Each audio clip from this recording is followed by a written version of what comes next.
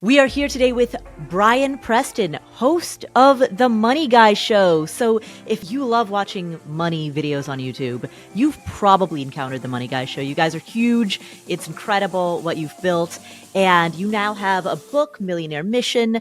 And we're going to cover today in our conversation several of the concepts that you talk about in your new book, including the 88x over factor. We'll explain exactly what that is.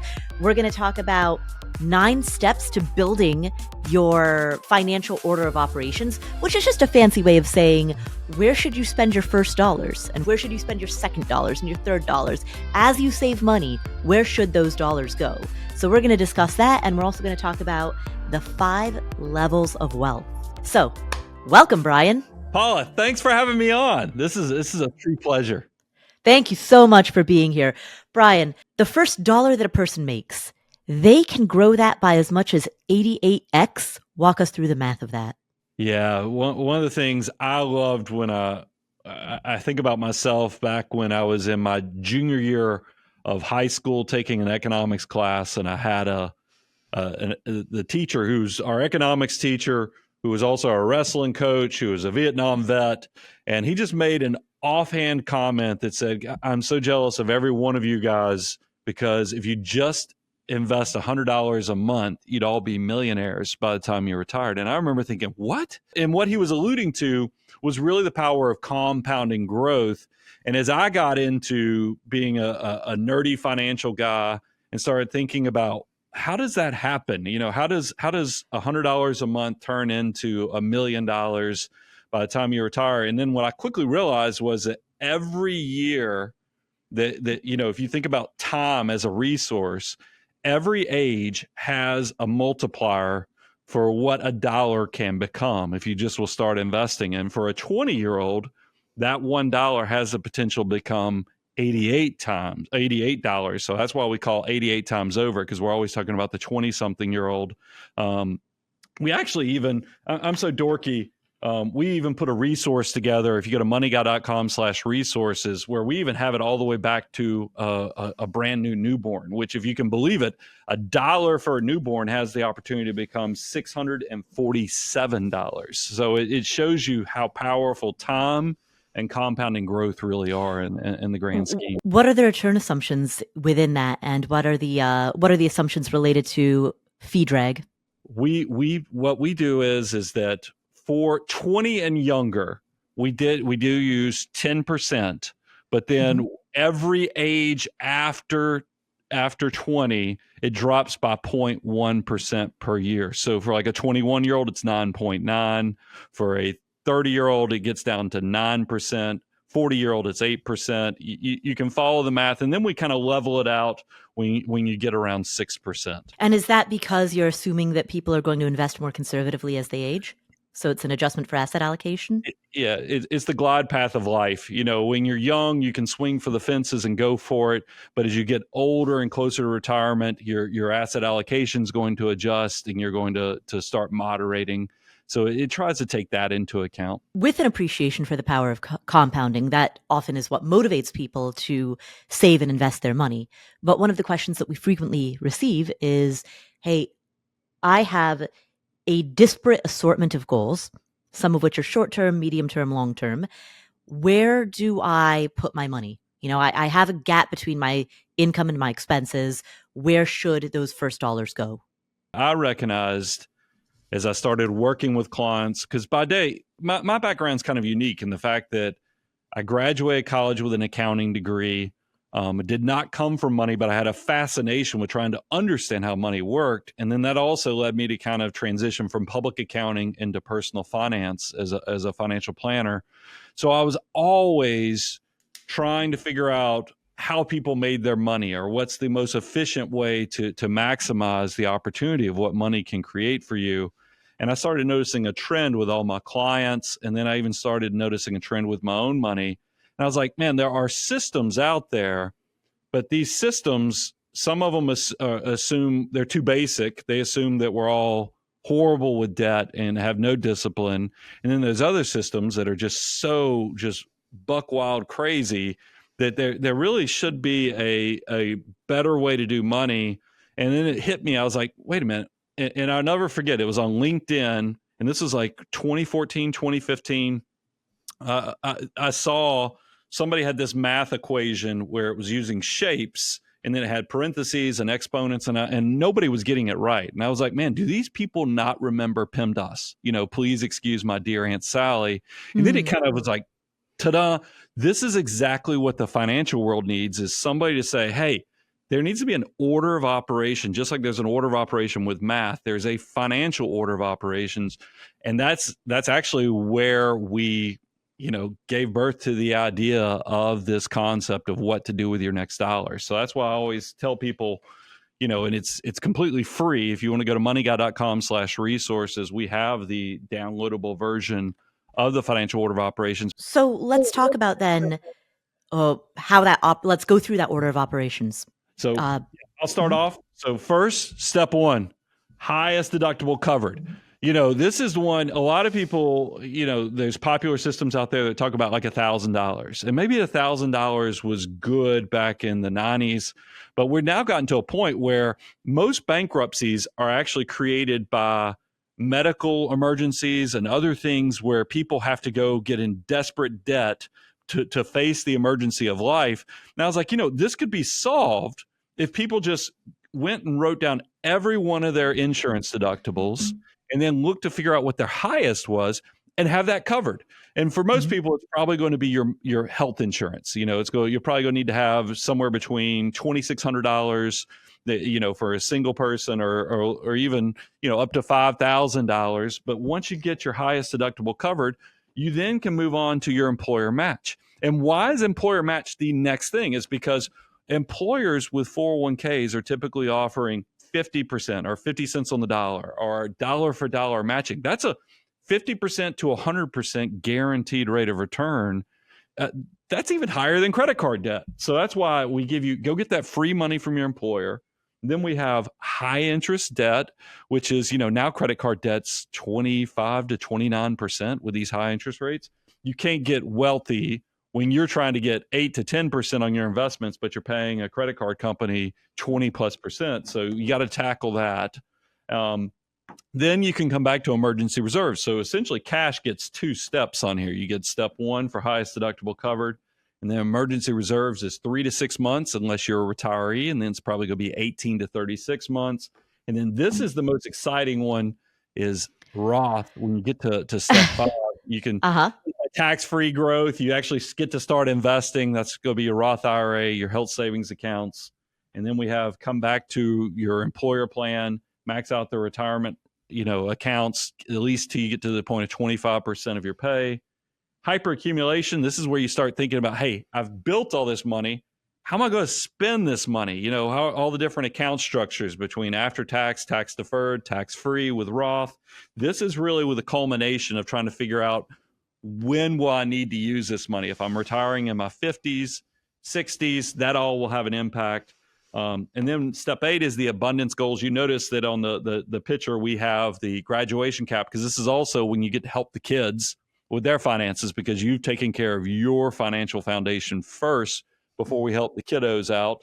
And then step 9 is now, especially if you had a mortgage from 3 or 4 years ago, step 9 is, in post 45 and beyond, let's get you out of debt. So you actually enter financial independence completely debt free and own your life.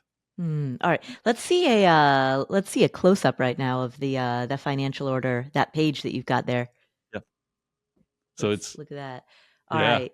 And then just to go through them again. So step 1, highest deductible covered. Step 2 is employer match. That's get that free money from your employer, since they're offering you 50 to 100% guaranteed rate of return, typically with that matching contribution. Right. And then step 3 is to pay off your highest interest debt. Yep. Obviously, take out that credit card debt that's, completely punitive and stealing from your future. And step 4 is then to build your emergency reserves. Yeah, it needs to go beyond a one-off emergency. This is in case you lost your job or had an extended period of time where you needed cash reserves to kind of build that bridge. Cool. And then step 5, the fun one, your Roth IRA. So you're maxing out that tax-free growth with the Roth IRA. Yeah, and a lot of people they get And the excited. They're HSA. like, "Hey, how do you hold off on investing?" But I'm like, you got to get the foundation before even we can get into doing the exciting stuff of, investing that first dollar in the Roth IRA. Right, right. And I noticed step 5 is both Roth IRA and HSA because both of those are uh, accounts that can give you tax-free growth. Exactly. That's a very rare thing with our taxing government. They incentivize behavior, and they definitely want you taking care of your healthcare decisions as well as, saving for retirement. So they've Yeah. incentivized it with tax-free growth. Right, right. Number 6 is to max out the retirement options. Yep. That's where Um, up to 25% of your gross income. So if somebody makes, $80,000 or less, they potentially could get on to step 7 without even hitting the maximum or legal maximums that the government sets out on these retirement accounts. right. And then can you explain the difference really between 6 and 7? 6 because in step 6 you're maxing out your retirement Yeah. all available retirement accounts, but then step 7 you're still in growth mode, you are hyper accumulating. Now for a lot of people they're going to say, "Wait, if I'm maxing out all of my retirement accounts, aren't I hyper accumulating even then?" Well, you're hyper accumulating. You Yeah. essentially what step 7 means is that you are at the 25% savings rate, but now you're taking a moment to say, because in the beginning, all you're doing is saying, put this money to work. Make sure I'm covering my foundation, putting the money to work. Step 7 is saying, wait a minute, do you know actually where you're going with this money? I mean, because it's so interesting to me as I see people all the time come to me and they're in their 30s, and I'll look at their assets and it's all tax deferred, like their Mm. employer plan, and it's Roth money. And I'm like, but how are you going to pay cash for your car? You need to buy a new car in the next 2 or 3 years. You don't have any taxable money to actually have access to money. And if you think you're retiring at 50 or 55 years old, that's before the government even gives you access to those retirement accounts. So how are you going to make that happen? So that's why we're like, we need a step in here where people say, hey, you're good at saving money. You're good at building wealth, but are you actually good at building the plan and the intersection of the tax behaviors plus what the need of the money will be long term financially? And so that's why hyperaccumulation is kind of that culmination of how to be good with your 3 bucket strategy between those different taxable accounts and how they intersect with your financial planning goals. And then prepay future expenses, step 8. Yeah, I So, like to call this the abundance goals. That's mhm, actually more of what's focused on. It is prepay future expenses. That's the, you know, hitting you right between the eyes of what it actually is. But it's really thinking about now that you're successful with your finances and built your foundation with steps 1 through 7. Step 8 is going to allow you to now take care of the kids. If you want to start investing in real estate, if you want to, extend your lifestyle a little bit, maybe this is the time where you actually get to buy the nicer car. Instead of the reliable car, you can actually, kick it up a notch. mhm, If you want to consider, bigger vacations, the step 8 is really that abundance goals step. right. And then the low interest debt, right? Paying off your mortgage, that sort of a thing. That's the very final step. Yeah, and I typically like that to be reserved for people who are over 45 years of age. And really that goes back to that balance of what every dollar has the potential to become. When you're in your 20s and 30s, that you need to be maximizing that opportunity. Plus, in your 30s, especially, you're in that what we call the messy middle, meaning that you have no time. Your money is being stretched as thin as it can because of your career, your family, and all of your obligations. It's nice if you actually let your excess go towards building your future versus paying down low interest debt while you're in those stretched scarce years. Does that order of operations change depending on the level of risk associated with your career? And so, what I mean is, if you are, let's say, a tenured professor, you have a huge amount of career security, Yeah. versus if you're an entrepreneur, you have a lot of career uh, volatility, we'll say, right? Does that change the order of things? Well, it doesn't change the order, but it definitely changes like step 4. That emergency reserves. How do you know if it's 3 months? How do you know if it's 6 months? How do you know if it's 12 months? Because there are people, because you talk about entrepreneurs, that the system is designed to be effective no matter where you are, but there are changes and variables you'll need to be very aware of. And that's why I like step 4. If you are a person with 2 household income, meaning both spouses work and y'all have very similar incomes and you both can replace your job easily, you're probably no problem to go 3 months. You made the example of the tenured professor. Rock and roll with the 3 months. But if you're somebody who's, 2 spouses, but only one is working, and you have a job that's much harder to replace, then it's going to be at least 6 months, maybe even beyond. And then you made the example of like an entrepreneur. That's going to probably push you 9 to 12 months. So the steps don't change, but the variables within the steps will have some variability to them. Now, where do people often within this order of operations, where do you see people go wrong most often? Well, I mean, there's several things, traps people fall into. I will tell you step 4, not to keep coming back to cash, but I see a lot of financial mutants who have the desire to maximize every dollar that comes into their control, that they will say, I don't need cash. I just need access to cash. So I see people look at their portfolio, if they have a brokerage account, an individual or joint brokerage account, they're like, well, I've got investments in there. I don't need cash. Or they have home equity because, houses have gone up 40, 50% through this, post-pandemic era. And people are like, well, I have a checkbook. I have a home equity line. Why should I have cash when I have that? Those are traps because those are access to cash traps. And we all know that when it rains, it pours. And when bad news happens, the the market will be down 20%. People will have layoffs. Your home equity value will plummet. And those will happen all at the same time, sadly. So don't fall in the trap of thinking that you don't need cash. The other thing I see is people will get so excited after step 3 where they pay off their high interest debt, which is obviously working against their future with those punitive interest rates. But they get so excited and fascinated with paying off debt that they're like, well, you know what? I'll pay off the mortgage too.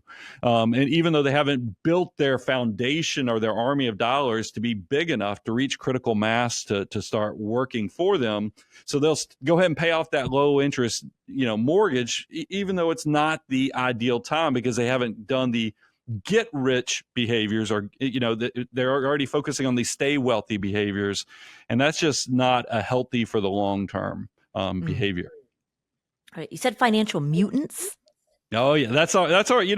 We recognized that people who are good with money, and we coined it, is we call them our fellow financial mutants. Because, and Paul, you and I just had a whole conversation on, calendar dates and other things. We see the world differently than probably a lot of our friends, peers, and relatives. And I was like, if you get excited when the stock market's going down, you're like, oh man, I know my monthly purchase is actually going in 2 days. And you're like, man, that's kind of cool. It's kind of having a contrarian mindset and seeing money differently, and also getting 2 to 5% more from every dollar that you manage and control than all the people around you. You would definitely be a financial mutant. Well, thank you. I had this visual of like Teenage Mutant Ninja Turtles as soon as you said it. It's not a spider bite. It's not exposure to gamma radiation or anything like that. This is just something, once you know what every dollar has the potential to become, or, you look at spending differently, you look at how you go through life, and you're much more effective with your money. And that is what makes a financial mutant. Now, you say there are also 5 levels of wealth. Yeah. Right? What are those 5 levels? Can you walk us through that? Yeah. I mean, first, we always talk about there's stability. And this is the one where when you see the stat that comes out that says the typical American can't come up with $1,000, I would sadly, when I hear that stat, that 60% of Americans can't come up with $1,000, that means that 60% of Americans can't even make it to level 1 of wealth, which is stability. And that's where you're just getting the basics covered. You often hear that controversial Stanford research that shows $75,000 is the happiness factor. Now, I don't think that's really where happiness and fulfillment lies, but I think what it's hitting on is that step 1 of, levels of wealth. is stability. Is it, can you just pay your bills? Just for the viewers who aren't familiar with the Stanford study that you're referencing, that was a study. It was done years ago, but it was a study in which they found that the correlation between happiness and income rises up until you reach about $75,000, after which it plateaus. In other words, money after a certain point has diminishing marginal utility when it comes to its correlation with happiness, but lack of money can certainly correlate with unhappiness. So, Right. That's great. And I think that's because you know, I mean, anybody who's dealing with money, you hear about that $75,000 stat. And sometimes it's used to motivate people, but sometimes it's used as a wedge. And I just hate to see so much controversy. But I think what it's really hitting on, can you pay your bills? right. Because that obviously, if you're not worried about how you're going to feed your family, is going to be a positive step. And then the second level of wealth is strategy. Are you know, now that you can actually pay your bills, it's, are you now having a plan for every dollar that comes under your control? And this is where you're actually starting to go through the financial order of operations. You're actually funding your Roth IRA. You have emergency reserves. All that stuff works with strategy. And then security. This is what I like to say is when you hear about the latte factor. Mhm. When you reach the third level of wealth, you're not really sweating the small stuff anymore. Nobody's bringing up the latte factor to you. You have a plan of action for your money. You're actually letting your army of dollar bills, grow. You're investing 25%.